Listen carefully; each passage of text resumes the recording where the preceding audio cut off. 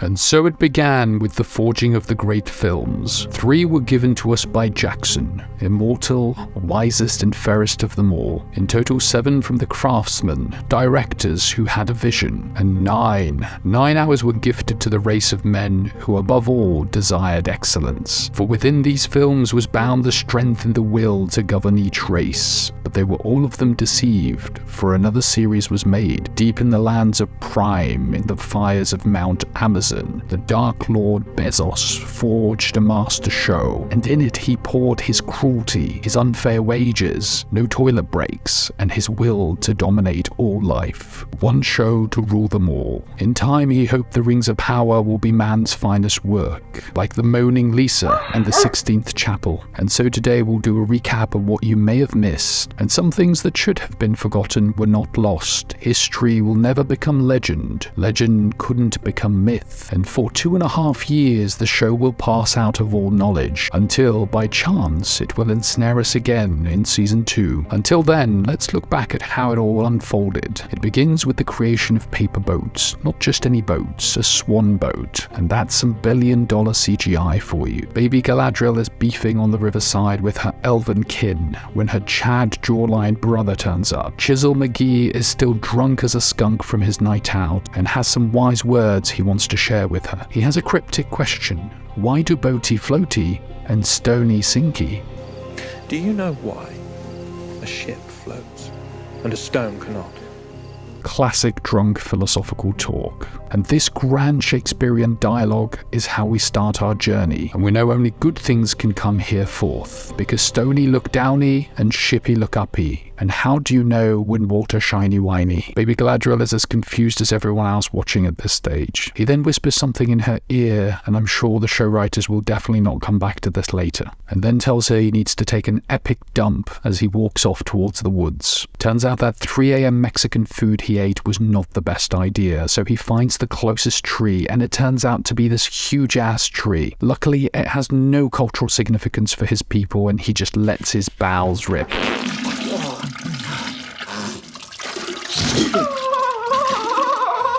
And suddenly, what's this? Without warning, in his drunken stupor, he stumbles away. What has he done? Turns out the tree is actually allergic to Mexican food. The elven people awake to a biological attack. It's their 9/11. And of course, who do they blame? Morgoth, the Mexican. You can even see Chad McJawline is a bit embarrassed about this whole situation.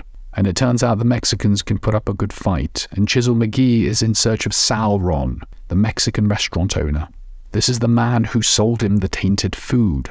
But alas, he has succumbed to his food poisoning. Sad times. Chadriel will take up his vow and will hunt Sauron to the ends of the earth. En route, she will decapitate a snow troll, but this is just an average Monday for her. No sweat, don't worry about it. And through these heroic feats, she forges a lovable connection with the audience and her elf comrades. And now we're over to the hobbits, but they're not really hobbits for legal reasons. We whiz off to babyface Agent Smith, who's writing some poetry because the hobbits are fucking boring as fuck, before Gladys tells him Sauron the Mexican is out there, and his restaurant logo is all over the place. The High King's been smoking up, and he's decided to have an award ceremony. Now that all the Mexicans have been defeated and Mexican food is off the table for Middle Mexico, Galadriel and Doogie Howser have had a heart-to-heart, and he's all like, let it go, man, Mexican food has been vanquished. And she's all like, but you have not seen what I've seen. And he's all like, I have seen my share. But she's like, you have not seen what I have seen. Then he's like, I have seen my share. The argument becomes a little bit circular, and it turns out she's also had the shit once from the Mexican food and knows the dangers, and is vowing to avenge her brother's food poisoning by hunting Sauron. And the only ring that she's aware of at this point is the ring of fire that she had after that spicy burrito.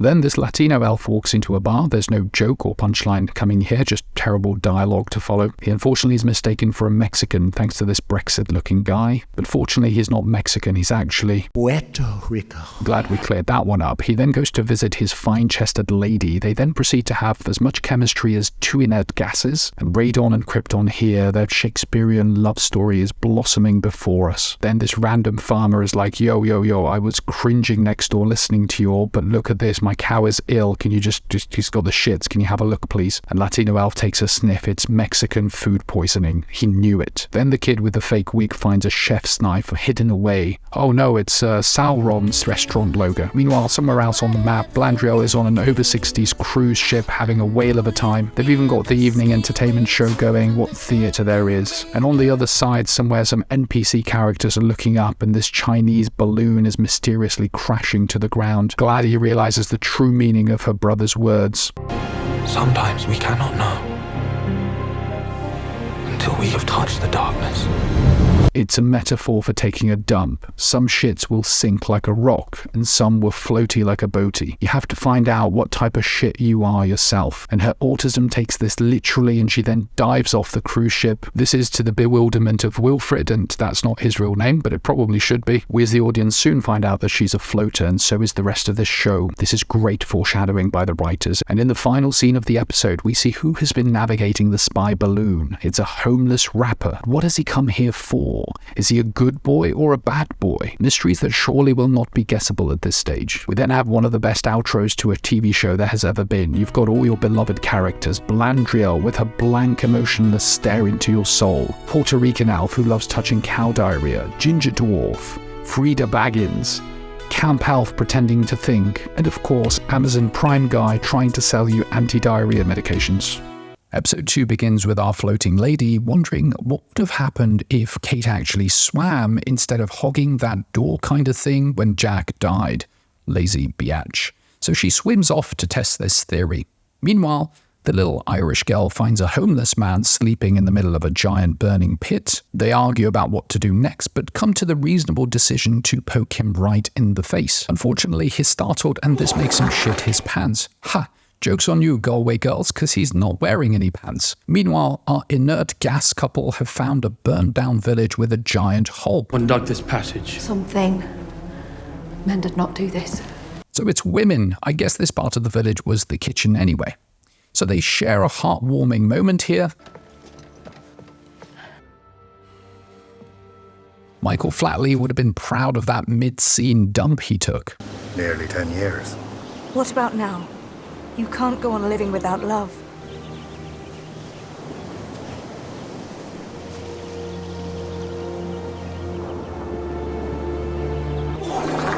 It's getting late. We better be getting back. And I've never in my life seen a leading man take a mid-sentence dump in his trousers. Honestly, I have absolutely no idea what I've just witnessed here. He must have just pooped a constipated turd. Is this method acting? Who is his coach? Good on him for evacuating his bowels. My God, will we need our souls evacuated by the end of this film? Seriously, if you want to see a review of the worst movie I have ever seen, I'll leave a link at the top. Over to Erection Region, 2 normal people, innocent men with 80s haircuts, plan to build the world's biggest tower. Freud would actually have a field day with these two. We're just normal men. What do you mean, normal men? We're just innocent men.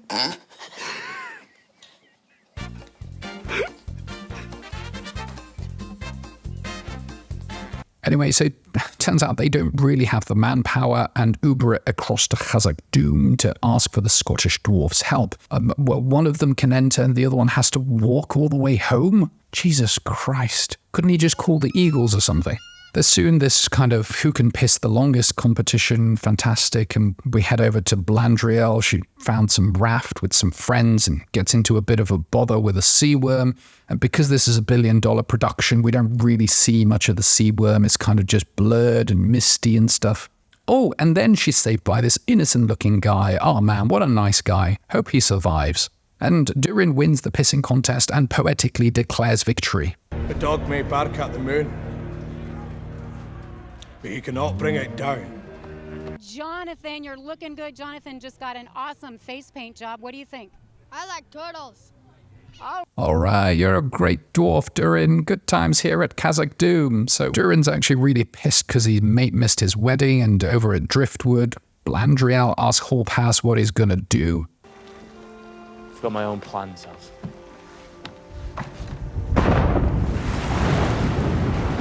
Now, I'll tell you this, I'm no expert, but a general rule of thumb for me is if someone says, that they are gonna do their own plans and that kind of thing, and it's very ominous. And thunder strikes straight after he says it. There might be a bit of a baddie. Meanwhile, Double D McGee has made it back to her village and the female orcs have arrived too. Luckily, she's highly skilled in the art of... Her northern son picks up this innocent-looking piece of sword. We then have a slow-mo scene of Hall Pass saving Galadriel as their twig is broken in a storm. Jesus, can we just move on from this part? And over in Edinburgh, Durin and his dad are opening up another mystery box. I mean, this is a common theme in this series.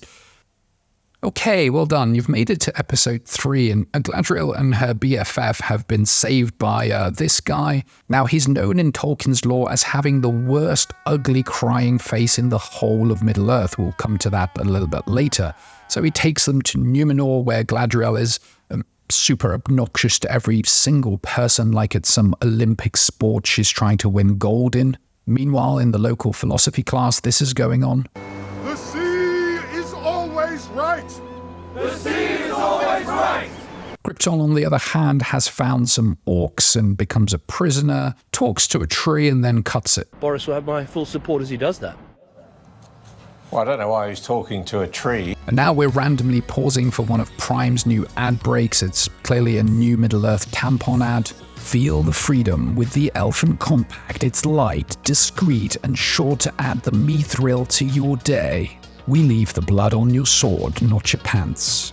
Anyway, Galadriel and Crybaby Face find a library, and it's the first book that they look into, and they found that Sauron's symbol, wow, it's actually a map for the new Mexican restaurant in Sunderland. The same city that Hall Pass is actually supposed to be mayor of. Irony. And over to our favorite nice guy, and he's cracking some skulls like some boozy English football hooligan. Totally cool guy behavior. And we then scoot over to the Irish people, but you know, I can't be arsed with this. I'm going to leave them out of the edit here. There's nothing interesting, nothing redeeming, nothing even worthy of mentioning. And back to our tree-hugging elf, where for those of you with a keen eye may have noticed a little Disney cameo for this weird-looking hyena from Lion King. I don't know, Shenzi. What do you think, Ed? He's up to no good, and he gets spiked. And this episode builds to a nice little crescendo of a leader walking out to the camera. Geez, I wonder who it is. Could it possibly be Adar, the person the episode is actually named after and doesn't appear in? Nice. Okay, let's whiz through these middle episodes because it just feels like a shit-packed sandwich that's got so much fillers it's spewing out the sides. This episode starts with a weird haircutted Brexit lad asking why immigrants are A, taking his jobs, and B, also not working and claiming the benefits. Whilst this wizard guy says, yo guys, we should create our jobs out of thin air. Look at my great big bushy beard. You should see my pubes. And everyone starts to clap. And finally, we meet Adar, who's actually quite a nice guy, very reasonable, seems to care about his friends, and he's helping this orc suffering, kills him, but in a good kind of way. He's a big fan of the whole youth in Asia thing. He's an old elf who's like lost his way and has some big plans, so he sends Latino elf back to the humans with just a simple message to join him or die, or kind of leave the area, go get out of here, skedaddle. Meanwhile, in Dwarf City, this Scottish lad is showing Agent Smith his new business idea. It's actually about glowing butt plugs, so you never lose them. It's ingenious, and it's all over TikTok Shop. And but the guy's dad is just not keen on the idea after trying it out. It's just like, nope, you can lose it. It's slippery. I've had to visit the emergency department because it kind of just slipped in. All right, over to the other side of the map. This little northern lad is about to be orc beat when out of nowhere, Latino elf tangos his way across. And there's some very cringe slow-mos, and it looks like orcs don't really like sunlight. Like, this is some Twilight shit going on right here. And back to the Queen, she finally lets Galadriel leave. Isildur will join the expedition. Let's see how that one plays out. She asks whoever has broken wind to put their hands up. Clearly, she suspects Galadriel, while the whole room has also been having some weird gas issues, like Numenor has some fucking weird IBS issues. All right, episode 5. We open with some ominous-looking Eminem cosplayers looking for this homeless man, and over at some northern town, the people are still chilling in the tower. I'm sure they had the message by now, even though Adar just said, you need to leave like 2 episodes ago or something. Now, over to the pointless hobbit-looking people, and for the first time, something interesting is about to happen. This wolf-looking creature is about to maul a few of them, but out of nowhere...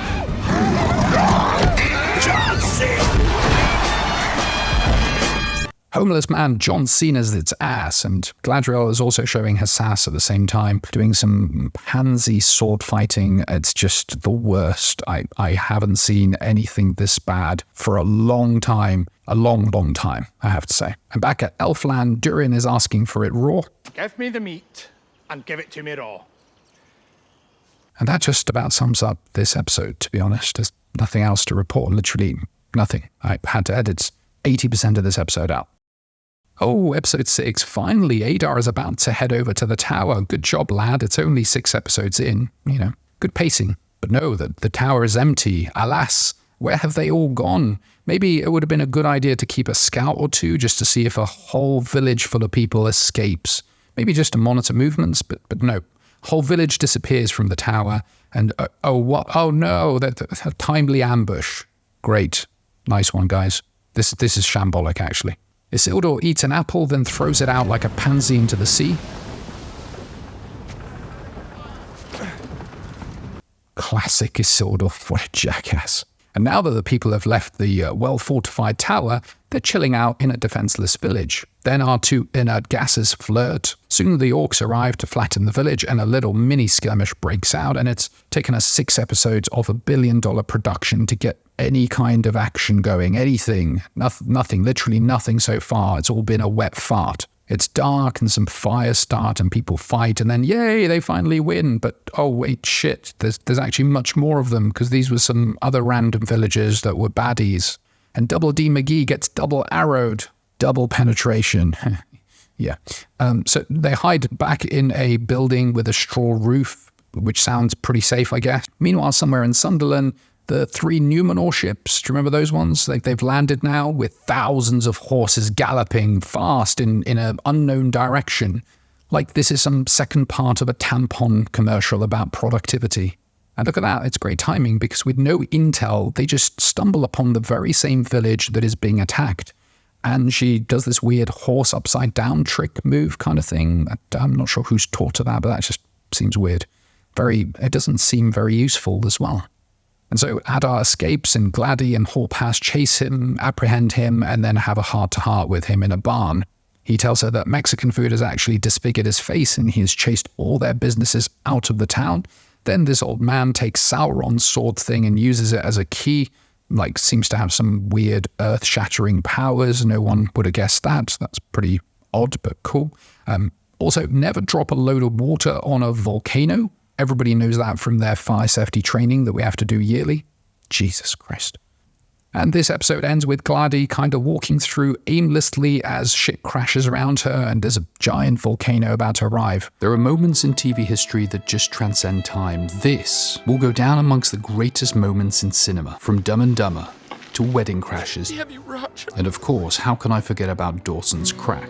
So what led to this esteemed actor perhaps the best the show has to break down like a little girl? And did you pick up on the clues to the identity of Sauron? Well, we have to go back to the beginning, for this is a story of much woe, more so than Juliet and her Romeo. That's great! A plague on both your houses. You know the best thing about this show is the intro. There is this safety in it, like you can't be disappointed week in, week out by it. We find ourselves on the set of Blade Runner 2049. Instead of a unicorn dream, we have a fiery horse symbolizing that they're all in fact replicants. Maybe this is why they all survived and most of the humans of Pompeii were actually killed by the pyroclastic cloud. It may also explain the acting, as we all know replicants can't convey human emotions. Somebody void comp the cast, please. There is so much soot on the white actors' faces that it feels like a Justin Trudeau Halloween party. And then to one of the greatest twists of the show. The beloved friend of Isildur dies. The pure emotion of this scene and the obvious connection he had with the audience makes this more surprising than the Game of Thrones Red Wedding. Oh no, please, tell me Isildur will make it, please. I wish there would be a way to know if he survives. Like a Tolkienian time machine to the future. A future filled with an adaptation that takes itself and its audience seriously. A future that perhaps will stand the test of time.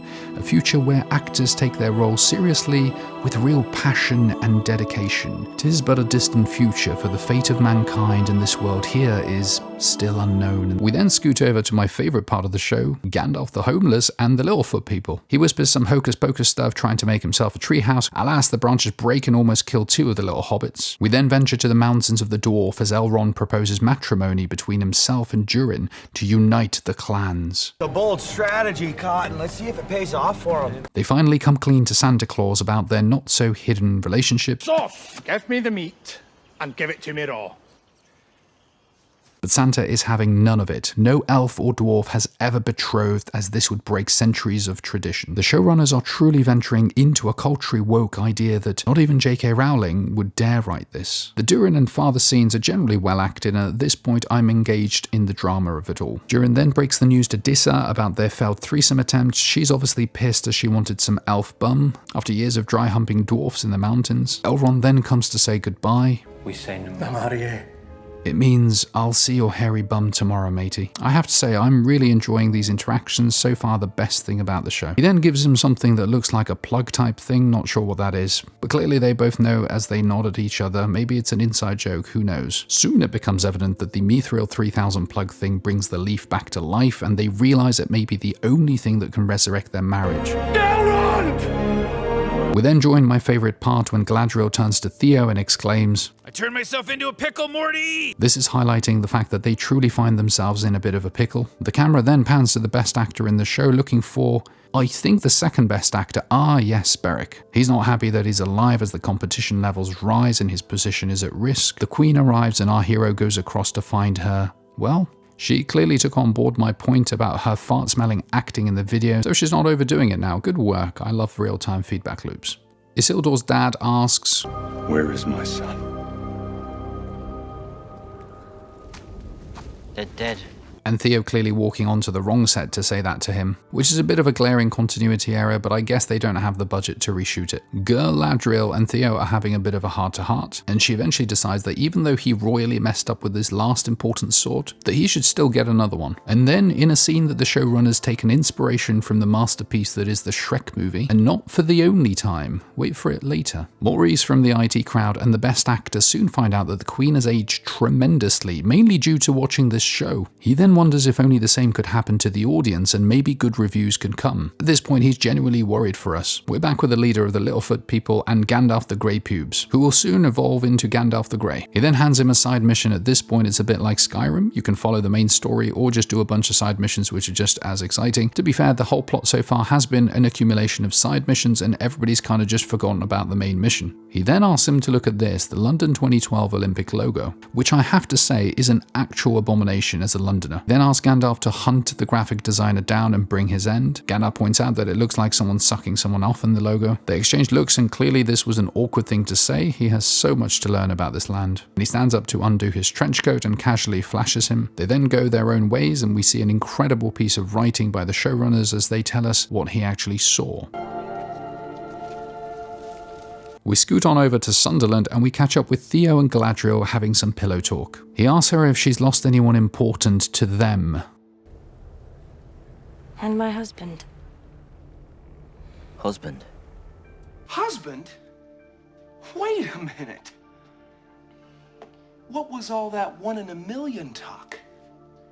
We then see some powerhouse acting from Galadriel. Her acting at this point reminds me of the Oscar-winning performance from the kid in Jumanji. You know, the one that cheats in the game and turns into that monkey? We then cut to babyface Agent Smith and Durin panting and hammering away, in their little hidden cave away from the gaze of his father. He then tells him why his last session ended prematurely. I was winded. I think 2 minutes is a decent time, isn't it, guys? They then make a breakthrough to an unlimited supply of Mithril 3000, patent still pending. To be fair, due to a low budget, it doesn't look that great, so I fixed it for you. Babyface Agent Smith is thoroughly surprised by this finding and, oh no, what's this? It cannot be, so awkward. They've been caught by the dad. His mate now is kicked out in the middle of nowhere. He's not even booked an Airbnb and his phone is on 2% charge. Serves him right for having an iPhone. On the plus side, Durin did give him a Mithril 3000 as a love memento. We then cut to Slim Shady and D12 12 who are clearly on the search for Gandalf to show him his mixtape. And again, there is a beautiful scene that pays homage to the masterful work of Shrek.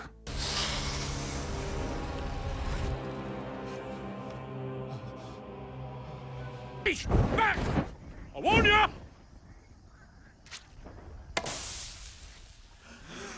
Right. Oh no, suddenly all the bushes are on fire. Damn, it must suck. Ah, gosh. The audience, we were crying. Oh well, moving on swiftly. But now with Beric, the standout actor of this series, what a stallion. All these Númenóreans are actually tucking tail and running after one battle with their mighty 3-ship army. We now know due to the low budget they couldn't copy and paste more than 3 ships. The best actor then tells him to pipe down and go, but Beric breaks free from this farce and runs into the mountains like I think he's the only one who realizes how far away he has to get from all of this. Forget about the sea is always right, this horse is always right, follow him boys. Then again, looks like the writers are going to pull out another Lord of the Rings quote-unquote homage. Didn't Brago find Aragorn and help him return? Well, Isildur's MIA, wouldn't it be uncanny coincidence if Beric returned him? We're then doing a quick Middle-earth grand round in the hospital tent. Tis but a scratch, he should be fine. Oh, somebody better call the Burns team. Oh, this guy looks like he's going to be alright. Oh, yeah, crap. Oh, it's Double Arrow Bronwyn and she's alive. Yay, I'm so happy. And then, in a moment out of Jerry Springer, Theo is actually reunited with his biological father. Blandriel hears that this tent is running acting classes, and at this point it's like everybody's side quest is bringing them to the same tent. Fantastic, maybe we can actually progress the plot. They now go to see the Queen, who is obviously blind. Blandriel still manages to be patronizing to a blind person. No one kneels in Númenor. You are not in Númenor. Top marks for character development. The Queen then says some truly inspiring things like, For they do not know what they have begun. While also getting her ships ready to retreat. By ships, I mean the 3 ships that they bought. Bold move, let's see how that plays out. Her acting is 100% better now thanks to the blindfold. But the Queen then drops the biggest bombshell so far to the cast. In a shocking moment, she tells them that the directors and the writers will remain for the full 5 seasons. In a moment of true acting prowess, he transcends the genre, thanks to a flattering camera angle and a scene that is completely in sync with the feel of the series. Back with the Half-Foots, Lady Frodo's dad gives a rousing speech. We stay true to each other. Especially when it means looking after each other and not leaving anybody behind. Lovable creatures. Inspired, Lady Frodo and Sam and a band of them set off. Their main mission is to warn Gandalf that the rappers are after him, some sort of major turf war going on. I'm with this lady who clearly has no idea why any of this is happening. The Queen is then given the role of sailing the ship even though she's blind, because in this universe you see anybody can do anything. We then are surprised to find that Halbrand is still alive and that people actually care about that. It's not like we all just completely forgot about him. Blandriel is super happy to see him. Ah, isn't that sweet? The only thing stronger than Sauron in Middle-earth is the sexual tension between these guys. He seems on death's door and can hardly move with that wound. Ooh, it looks infected too. And needs elven medicine immediately. Oh gosh, I hope he makes it. Luckily in the next scene he's walking around and it was just a flesh wound. Phew, thank God the writers decided it wasn't that bad of an injury anyway. So Blandriel and her BFF go on a honeymoon ride into the sunset. Also, luckily a horse ride is a perfect way to travel when you have a wound. Ouch. Oh, God damn it. Oh, breaking out. Oh, that hurts. Oh, my ribs. Back in the mountains, Santa's looking around the love cave and finds a used condom, throws it down the mithril shaft. Unfortunately for him, the guy that's living in the motel room below is the same guy that's been listening to years of dwarfs dry humping each other. And well, a used condom dropping on his head is the final straw, and he's kind of a badass.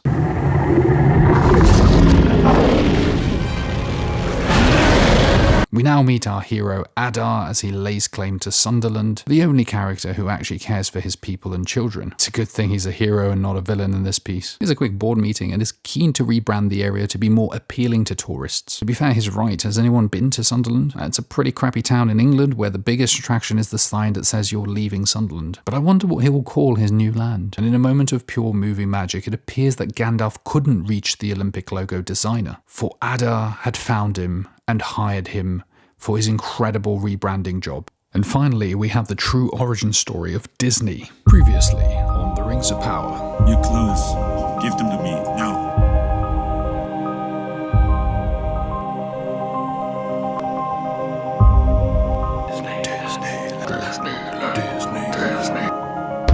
We find ourselves in the forests of Erin Gallen. Gandalf the Grey Pubes searches for the graphic designer of the 2012 Olympic logo. He's packed his own lunch too. Middle-earth is in the midst of a great recession. Prices of meal deals have doubled due to the mithril supply issues. He's conscious of saving money, and that's a wise move. In homage to one of my favourite childhood animations, you're not a peril. You're good. You are who you choose to be.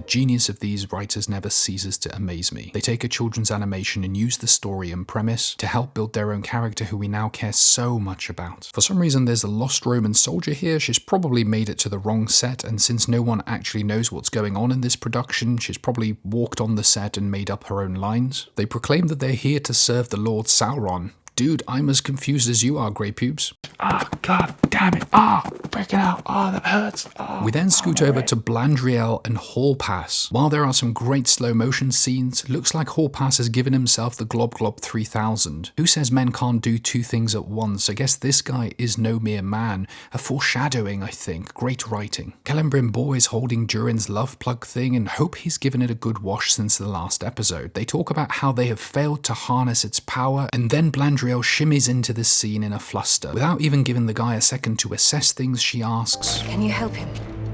And soon we learn that elven medicine is just a sponge bath and 4 people in robes standing over you. Blandy tells baby-faced Agent Smith that she's never felt worthy on that ship and she preferred a paddleboard or a kayak at least. They have a heart-to-heart and it's really sweet at times, and then have some metaphorical talk about the topic of swimming. Surfaced.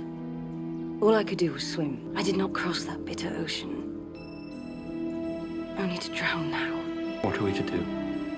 The only thing we can do. Swim. Much to my surprise, this again is ripped off of Finding Nemo. When life gets you down, you know what you gotta do? I don't want to know what you gotta do. Just keep swimming, just keep swimming, just keep swimming, swim. We then switch over to Celebrimbor, who's finally got a few seconds to himself. Bloody hell, looks like even in Middle-earth you can't even have 10 seconds of privacy. He finds that Hall Pass is now much better than the elven magic sponge. Luckily he's a smart elf who has lived thousands of years. Quick recoveries like this by a stranger doesn't raise any suspicion. Hall Pass then tries his best to act as suspicious as possible, and as a random bum to be at the heart of the elves, he seems to be surprisingly well trusted. All of these precious gems around him, the mithril, they're all just left lying around. Celebrimbor bores him with his plans for the jewels, and then Hall Pass seems to suggest they should amplify the qualities of the ore using the mithril. He is a master smith and craftsman, but happily takes guidance and advice from him, who's the equivalent of your neighbour Dave with an E in his high school DIY class. It's so inspiring to see anybody can do anything in Middle-earth. Now we're back with the dying king of Numenor. They ask for him to be painted, I don't know, I guess so they don't forget about him. Remember, they don't have Instagram or Facebook. Back with the elves now, and the king has such a bad reputation for his stoner days. Strange, High King, but anyone being High King. High King, we ask only... High King, wait! Dude can't walk 5 minutes without people calling him the High King. Then talk about more serious things like creating an object that could harness the power of mithril, all based on the suggestions of... Only in speaking with the Southlander that I realized... The low man? Celebrimbor taking the credit now. His suggestions were but the key that unlocked the dam. We are on the cusp. Oh wait, if only we had seen this somewhere else. Blandriel knows this because she too has seen a few episodes ago when all of the dams opened up, then a mountain exploded, which was all very, very logical, I guess. King is now pissed and sends them all off to Linton. This is basically the equivalent of London for the elves. I'd be pissed too. It's a bit of a crap hole here. Elf knife crime is through the roof. Elves don't even talk to each other on public transport. The weather, don't even get me started on the weather. Blandriel is now getting jealous of the relationship between these two lovebirds. I think she really will cancel her wedding with Hall Pass. So she then gets this NPC-looking guy to do a bit of digging into his background. Humble Hall Pass catches up with her later on, saying thank you for helping me and all that kind of stuff. And also he puts in that he wants to have an open relationship after their wedding, and adds that Celebrimbor fetish is a bit of a monster in the bedroom. Blandriel watches as he leaves and vows never to do missionary again. And we're back to the rap battle of the century. Looks like Slim Lady and D12 want to take him to Detroit and start a record company. Gandalf tells them that he cannot go until he finds his designer. In a moment of pure mindfoolery, they announce themselves as the designer of the logo. They then turn on their boomboxes and blaze out their terrible rap at him until he finally collapses. Meanwhile, the little hobbit feet people are sniffing around to help. These powerful beings, instead of obliterating them, decide to play a round of whack-a-mole. Lenny Hendry then gets knifed. 'Tis but a scratch, I'm sure you'll be fine. And before they all get destroyed, Gandalf the gangster walks in with his boombox, and with his first verse almost destroys all of them. But what's this? Slim Lady has had her mum's spaghetti, and even though her knees are weak and arms heavy, she blares out her second verse, which is out of this world. Gangster Gandalf is almost defeated and on the ropes. He's so mad, but he won't give up now. Also, in other notes, his palms are sweaty. This Roman-looking soldier person, on the other hand, is now toast. Thanks to Lenny baited you with another Death Hendry. And just before Slim Lady finishes Gandalf, someone's figured out her only weakness: rocks. We then have another beautiful heart-to-heart between the stranger and Lady Frodo, much of which thankfully is taken from the Iron Giant, so it actually seems good at this point. Only you can show what you are. You choose by what you do. You don't have to be a gun. You are what you choose to be. You choose. Choose.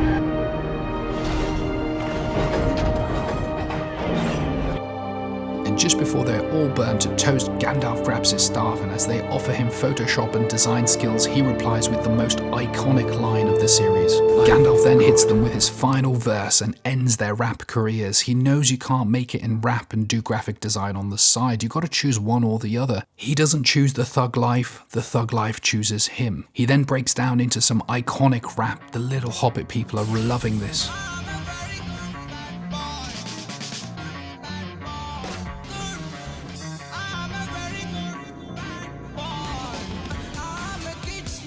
They then sit there in this rather necessary scene where Lenny and the audience finally connect and fall asleep together. From 3 ships to now just 1. I can understand it though, the show's running out of budget. She then seems to smell the fart again, and this time it's tangy. It's got a bit of a kick to it, and it's watering her eyes. Maybe they stopped off for some Indian food on the way, I don't know. In this scene, it seems as if they're both blind as they stare in different directions completely, and as they reach Numenor, it seems like the king or the pope or whoever is dead. The other elves have finally found Horpass and Celebrimbor fetish romancing the stone. He quickly tries to explain his compromised position. We've been doing it all inside out. The NPC guy makes his return and has some alarming news, although you wouldn't be able to tell from his face. Great secret detective. Thankfully, Blandriel goes to a secluded, quiet area with super important, life-changing news. The main reason for that is she's not allowed to check a tablet at work, company policy. She's followed there by our main man, who then talks about not forging a crown, but something smaller.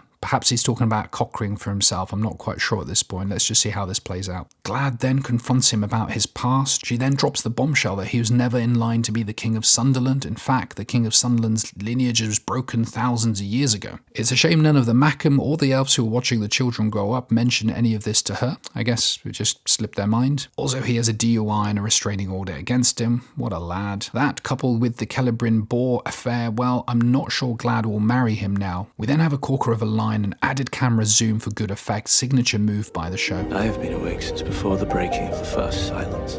There's a tempest in me. He, however, tries his best to convince her that they have something left, and the wedding should continue as they've put down a 15k deposit. He's then really mean to her, makes her cry. That's not nice. She then ends the argument by walking away and going for a swim. Real mature Galadriel. Then follows this by taking her shit out on her BFF Elrond, who just happens to save her life now. Poor guy's been in the friend zone for far too long. Galadriel then rushes back to Celebrimbor, who uses one of his favourite pickup lines. Galadriel, you're as wet as a river rock. Apparently that gets all the girls going in the elven nightclubs. They exchange looks and ask about Halbrand. Where is he gone? And I think at this point they may be a little bit confused, the same as the audience, because you see one character can't have 2 identities. What they should have done to make it a bit clearer is put the name Halbrand and then made it fade to black, then put Sauron on as the new name. This would make it a lot easier for the audience to follow the transformation, and it would employ another Middle-earth graphic designer in this recession. She then tells him that he's off to get some milk. There must not be that many 7-Elevens because he's been gone for a while now. Luckily, as wise elves, instead of being suspicious or asking her more questions, they kind of just go, yeah, whatever, we'll forget about this. This really gives me some Season 8 of Game of Thrones vibes. Dany kind of forgot about the Iron Fleet and Euron's forces. They certainly haven't forgotten about her. She then suggests making 3 rings, one for her and her boyfriend, one for the fetish guy, and the other one for Elsrod. She then follows this up with a quick PowerPoint as to why 3 is the magic number. It's a bit boring, but the main take-home points are Look, tricycles have 3 wheels, and also 1 is the loneliest number that you'll ever see, 2 is too clingy, as bad as 1, therefore 3 is the magic number, case in point. And so to make 3 rings, they need her knife. Luckily, it has no sentimental value because it's just a knife, and she's just like, meh, here you go, okay, bye, see you now. Back with the fleshy Iron Giant ripoff, she asks him if he can smell something sweaty like a ballsack or something. He brushes that off and changes the subject quickly. Well, it seems like he's actually speaking perfect English now, and I think since the last episode he's been using Duolingo. Knowing Amazon, I'm surprised the Duolingo icon didn't pop on the screen as an ad. Also, have you ever used the app? That notification bird is the real Sauron, I tell you that. Our Lady Frodo is getting her backpack ready as she's going for a gap year of self-discovery to Southeast Asia. They say their emotional goodbyes and have a nice little handshake thing going on there. That's good coordination, I like that. And it's quite sweet, they're hugging, they're crying. I think this is the point as the audience we're supposed to cry. Even Samwise Gurley is here to say goodbye. They, to be fair, had a good friendship going, and I was actually half expecting her to join them. She was probably like, nah, I'm looking after my washing my hair. I got things to do here. They then don't know where to go, but thanks to Iron Giant Man, he can see a sign in the far distance. Wouldn't you believe it? It actually says Disneyland. Oh, I'm excited for season 2 already. You can sense that she's a little bit apprehensive and ask how she can keep up with him. Always follow your nose.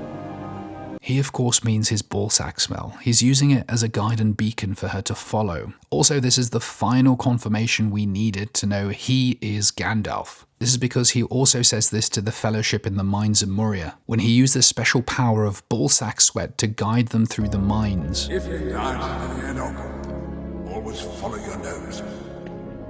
One of the downsides was it kind of woke up the Balrog. I guess you can't win every battle. And so we reach the money shot of the season. In the fires that forge, 3 rings are made, with a sprinkling of mithril, as Elrond finally finds out who Halbrand was, due to the names not changing on screen. But alas, he's too late, as the magnificent rings have been forged. They exchange looks and their thoughts turn to one thing: Sauron.